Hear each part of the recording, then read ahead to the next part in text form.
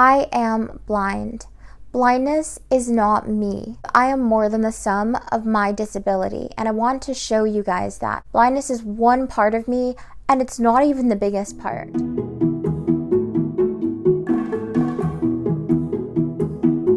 Hey guys, it's Sirena, and I'm back with another video. I know I'm early. I'm going to try uploading 2 videos a week, once on Wednesday and once on Saturday. And I actually already filmed this video, but I am refilming because I filmed outside, and while the ambience wasn't bad, I don't know what I was doing. I have braille paper here because the list that I'm going to be talking about today is written down on it, and I was just fiddling with it too much, and it was just rubbing, and it just drove me crazy. The audio quality, I was just, no. So I'm filming this again inside because it's a lot cooler in here. It was beautiful out when I got out there, and within the course of half an hour, it became super hot. So we are going to try this again, and hopefully it will work. Now, I tell people all the time, I am blind. Blindness is not me. And to that end, I wanted to start posting content that has nothing to do with blindness. I want to start delivering videos to you guys that explore the world beyond my limitation, because I am more than the sum of my disability, and I want to show you guys that. I want to show you me beyond the blindness, because there is a me beyond the blindness. Blindness is one part of me, and it's not even the biggest part. It's generally just the most noticeable.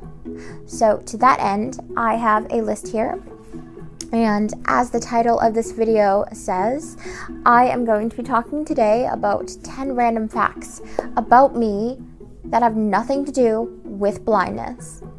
And I just used the word about 2 times in one sentence, and that bugs me. See, you just got a freebie there. That bugs me, but it's okay. We're just gonna go with it. We're just gonna roll with it, okay?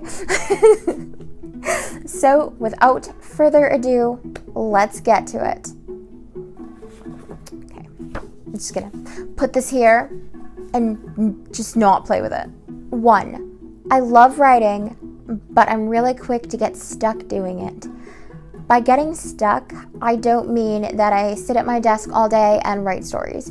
I mean that I generally will plot them out either in an outline or in my mind, and if something deviates from that outline, which tends to happen a lot with novellas, short stories, novels, fan fiction tales that I'm trying to tell, like the one I'm currently stumped on, I get so stuck because stories are like maps in my mind. I know how to get from point A to point B, and when my characters tend to go off on their own way and do their own thing, which they tend to do a lot, I'm not one of those authors who force their characters into a box and make them stay there.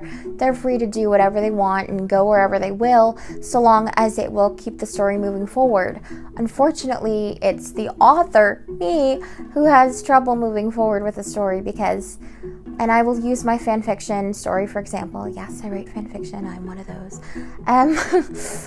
My characters did something unexpected, and while it made the story a lot more interesting and I think is going to have amazing consequences for the story and repercussions and amazing plot potential, right now I'm sort of stuck in a situation where I'm just like, okay, so this part has changed and this part has changed.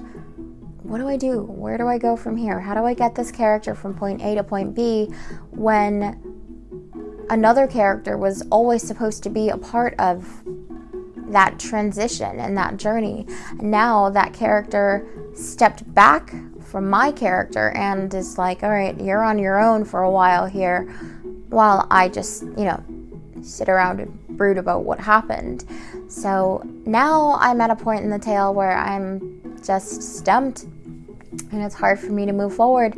And so that is definitely something I've got to figure out and decide what on earth I'm doing in that regard. So yes, I love writing, but I'm very quick to get stuck. I'm very bad at just pushing forward, writing out the scene, getting it out, and then going back and trying to, patch up all the holes that are left in the wake. I'm really bad. I have to edit as I go. Things have to make sense as I go about it. It's really hard for me to just write, just get it out and then go back and fix it. So that ends up with me getting stuck quite often when I'm trying to write something, which is probably why nothing ever gets finished. I fully intend to finish the fan fiction I'm writing because it's the first story in a long time where I see the end and I know where I want to go with it. It's just a matter of hopping across those stepping stones that I've left myself. And suddenly there are stepping stones and there's not a bridge there to get me from point A to point B. So I've just got to figure out how to build one again. 2, my favorite color is red. My favorite color has always been red. I know when I was about 6 or so it was orange, but orange, red hasn't really moved far. So I love red because it's a very warm color and it leaps out at me, and I love red clothing because I tend to look all right in red. So red and black, It's really funny I say that because I'm probably not wearing either color right now. I think these pants are black, but I could be wrong. Black, dark blue, I tend to get confused with them, but red is my favorite color because it's an awesome color. I do also like blue, but I find that red and blue engender very different responses. Red kind of makes me feel alive and happy. It's a warming color. It's like a fiery color and it gives me energy. I find blue to be very calming. I relate blue to the ocean, and I think the ocean is super calming as well. I love all things to do with ocean, like all oceanic themes. I'm just so there. But so you just got 2 for 1 again. I love the ocean, but that wasn't actually on this list. So yes, my favorite color is red. I'm really not going to say much more about that because there's really not much more there is to say. Red rocks. 3, I am a perfectionist, and I could say a lot about this. Perfectionism probably ties into number 1, writing, and why it's difficult for me to leap from one thing to another because I want it to be perfect, and if it's not planned out in my mind, it's not perfect. It's probably why I have a lot of jump cuts. I can't talk today apparently. It's probably why I have a lot of jump cuts in my videos, because if I say something and it sounds stupid or doesn't come out the way I wanted it to come out in my mind, or it's grammatically incorrect, which is probably a lot of what I say, so I'm just gonna maybe just wave that one aside a little because I don't speak like a textbook. I'm sorry, I just don't. But if my videos aren't as perfect as I can make them, I tend to feel like a failure. And I think there's a fine line between wanting to put out good content, and high quality content, and being perfect. And for me, while I want to put out high quality content, I also want it to be perfect. And it's never going to be perfect because people aren't perfect. I'm not perfect. You're not perfect. My daughter's not perfect. My sister's not perfect. There's nobody on this earth who is perfect. We are beautiful because we are imperfectly perfect. And sometimes I just can't accept that for me. Sometimes I just have to be perfect, and I think a lot of that stems from how I was raised and everything I've been through in my life, which I will cover in other videos. I'm not going to get into it here, but perfectionism was expected, and I think part of it can also come from being blind. You have to try so much harder, and if you mess up, people tend to chalk that up to your blindness, not because you're just human. So we think we have to be perfect in everything we do and everything we say and every step that we take in our lives, and that takes a toll. I think perfectionism can be an asset, but for me, I find it to be more of a limitation. But it's who I am, and it's something I have to work on. I am a perfectionist, and I'm not perfect. These two things are never gonna jive. So I'm going to have to accept that I'm not perfect, which I do, because perfection I think would be boring. But the next step is to stop expecting perfection from myself when I know I'm not perfect.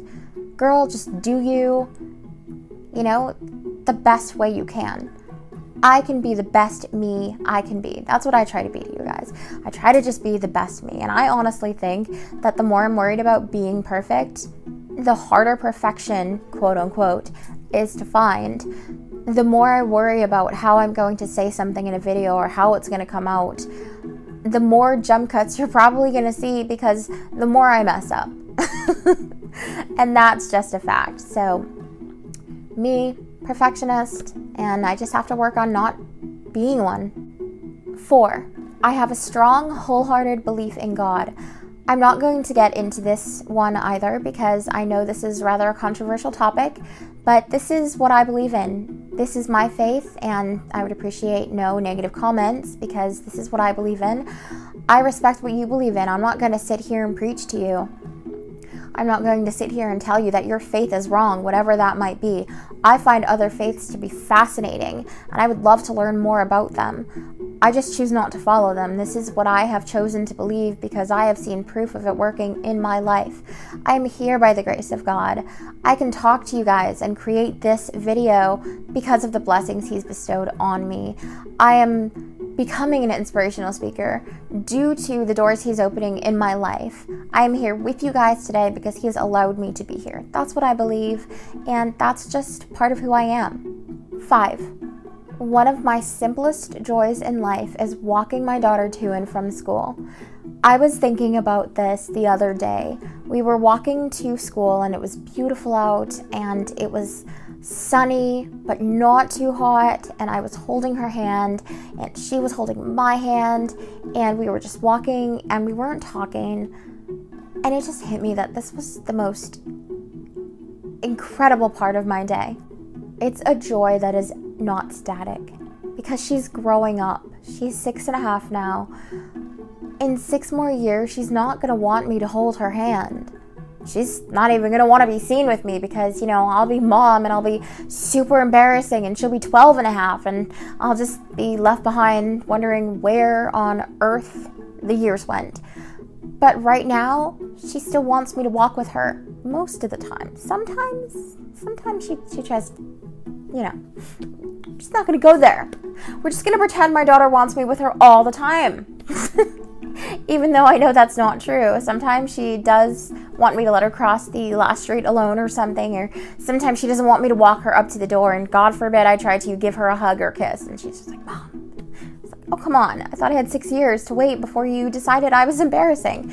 But for the most part, she still wants me to walk with her. She doesn't mind holding my hand. She might not want me to kiss her or hug her in front of her friends, but she still doesn't mind holding my hand. And that's a joy, because it's a joy that isn't always going to be there. It's something that I can't just take for granted, because in a few short years, she's not going to want to hold my hand. She's going to want to step out on her own in many different ways. And I know that's going to be tough, so I enjoy the moments that I have where she still wants to hold my hand, where she still reaches for it herself. And I'm not running after her, chasing her just to grab her hand. Because right now it's still okay. And it is one of the best moments of every day. 6, with guide dogs being the exception, I'm actually more of a cat person. I know, I just betrayed a lot of you, didn't I? Please don't unsubscribe. I can't help it. I love cats. They are just so funny.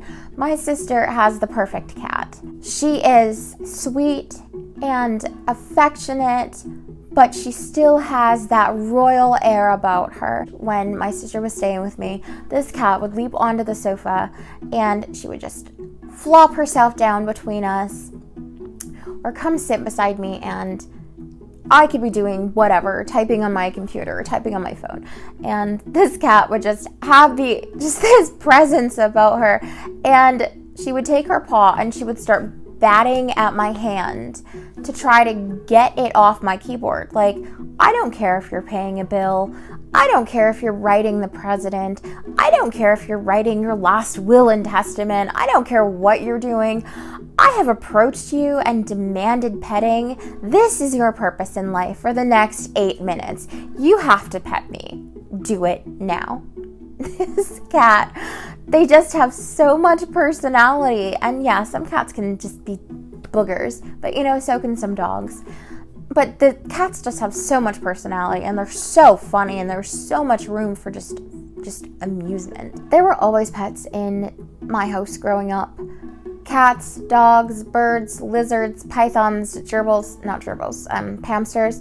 Not all willingly there. My brother lived with us for a time, one of my brothers, and he had a gerbil, he had lizards, and he had a python. As a child, our family cat, Pumpkin, kind of scary. She just didn't want to be messed with. She'd been through some stuff. Was not my favorite animal. But I still loved cats. I still had cats, One was a family cat that I kind of just took for my own. Another one was mine. Unfortunately, they both got hit by cars.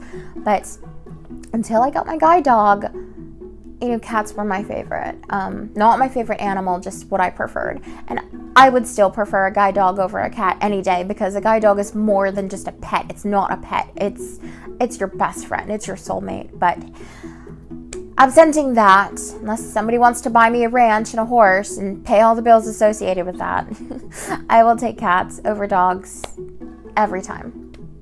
I know. I'm sorry for betraying half of you.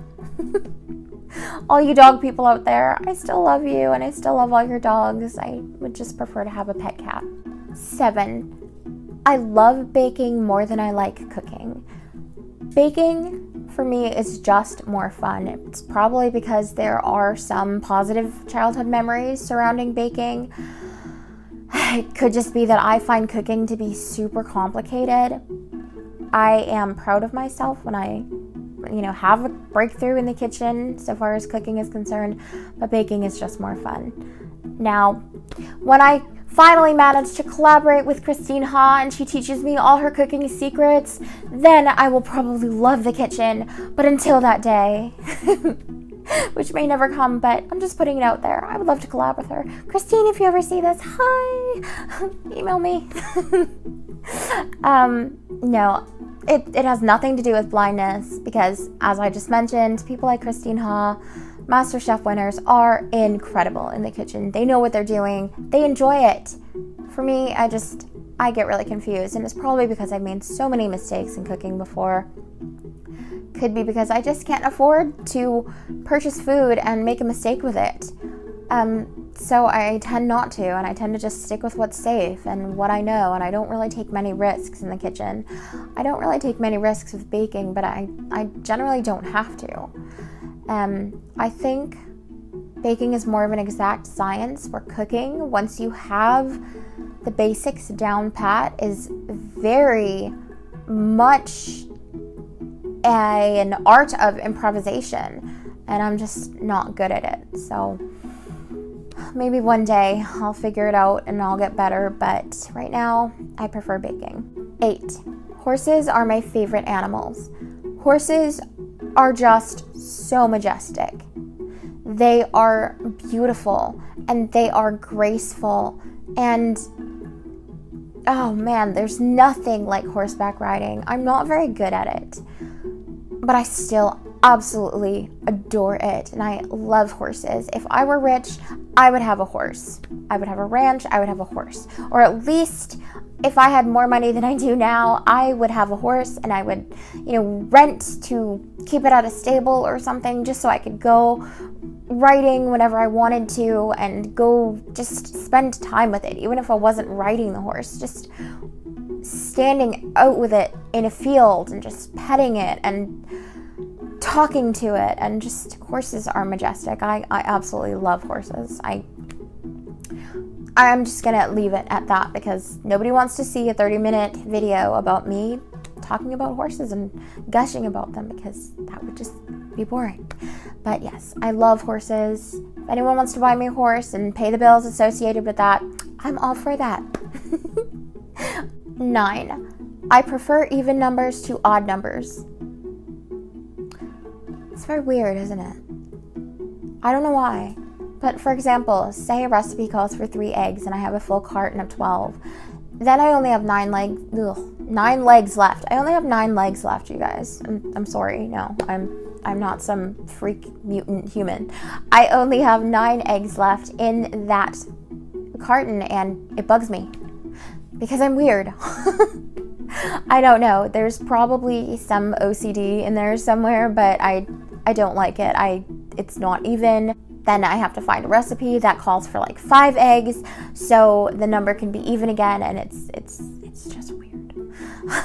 So I can't even give you more examples because it's such an integrated part of how I think that pinpointing it and trying to nail it down is just, it's actually more complicated than it seems. So that's just it. I do not like odd numbers. I prefer even numbers to odd numbers. You know, it's fine. It doesn't mean that when my daughter turns 7, I'm going to be feeling weird about it all year. That's different. But I actually like the number 7. And that's just weird in and of itself, but it's a powerful number and all that. But yeah, if there's objects involved, I prefer to have an even number of them. Number 10, I was adopted. I'm not going to get into this here. I plan to create a video on this in the future. I will talk to you guys about why I believe adoption is not as cut and dry as it appears. And it could just be due to what I experienced as a child, and I think it's situational for a lot of people, but for me it's not as cut and dry as it appears. So that's all I'll say about it here. I was adopted. That is number 10, and we will just leave it there for now. Guys, thank you so much for watching. Please give this video a big thumbs up if you like what I'm doing here.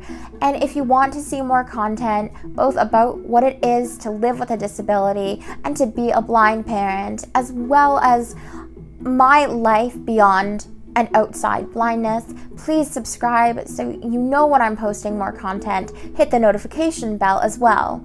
I love you guys, and I want to reach out and thank all of you subscribers. Thank you so much for giving me such a warm welcome back. I love being back here. I'm so happy to be back. So look for me Wednesdays and Saturdays, and I will see you guys in this next video. I love you. Bye.